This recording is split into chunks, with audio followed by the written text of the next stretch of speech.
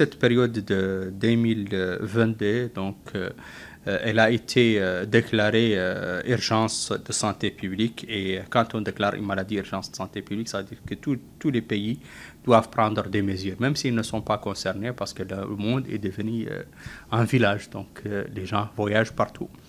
Donc dans cette période-là, nous avons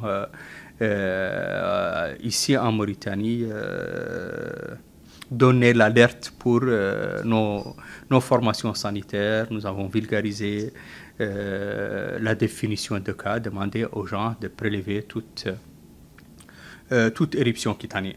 La maladie se manifeste par une fièvre, comme une grippe banale qui dure 2 à 3 jours, et puis suivie d'une éruption cutanée très caractérisée. C'est une éruption commençant par les visages sous forme de boutons qui sont très spécifiques. Et puis suivi d'enflement des ganglions du cou, et généralisation de lésions cutanées des boutons. Surtout qu'ils touchent, contrairement à beaucoup de maladies, les plantes des pieds et les mains. Cette définition de cas, qu'on la vulgarise avec les formations sanitaires dans l'aéroport, les frontières, tout ça. Et puis, comme c'est commun avec beaucoup de maladies, dont la varicelle qui est endémique dans notre pays, la rougeole, même les maladies allergiques, il y a des maladies allergiques qui ont des manifestations similaires. Ça donne que les gens suspectent toutes sortes de maladies normales. Mais on sait que dans le cadre de la surveillance épidémiologique, ça fait partie de nos performances qu'on prélève beaucoup et qu'on suspecte beaucoup de cas. Avec l'augmentation du nombre de cas dans l'Afrique centrale et l'Afrique de l'Ouest, l'OMS a encore déclaré il y a 2 semaines une urgence de santé publique de portée internationale, et son Excellence le Président de la République a présidé une réunion en sa qualité de Président de l'Union africaine pour aider les pays à collecter des fonds pour lutter contre la maladie dans ces régions qui connaissent actuellement l'épidémie.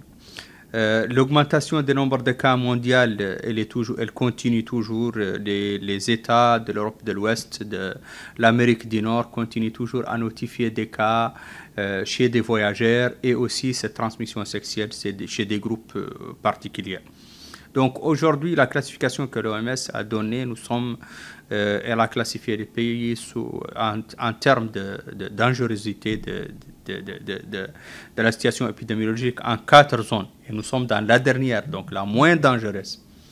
Donc on ne risque pas la maladie, mais comme tous les pays, on a pris les mêmes mesures qu'en 2022, donc la vulgarisation des cas. On a demandé à prélever toute suspicion de toute éruption cutanée. Et c'est dans ce cadre que, avec les réseaux sociaux, l'un des cas est sorti malheureusement dans les réseaux sociaux, et il y a eu cette rumeur. Mais, alhamdoulilah, tous les cas prélevés cette année se sont révélés négatifs. Donc je reviens ici pour dire que la situation épidémiologique dans les pays est, alhamdoulilah, stable. Donc l'après-Covid nous a permis de vraiment renforcer notre système de surveillance épidémiologique et de riposte. Nous avons créé le Centre national des opérations d'urgence en santé publique. C'est un établissement autonome qui a pour mission de veiller sur les menaces en santé publique, mettre en place des plans de préparation à la riposte et riposter en cas de menace. Donc actuellement, ce centre est autonome. Il est en train de surveiller beaucoup de maladies, et en cas de menace, la riposte est immédiate. Alhamdulillah.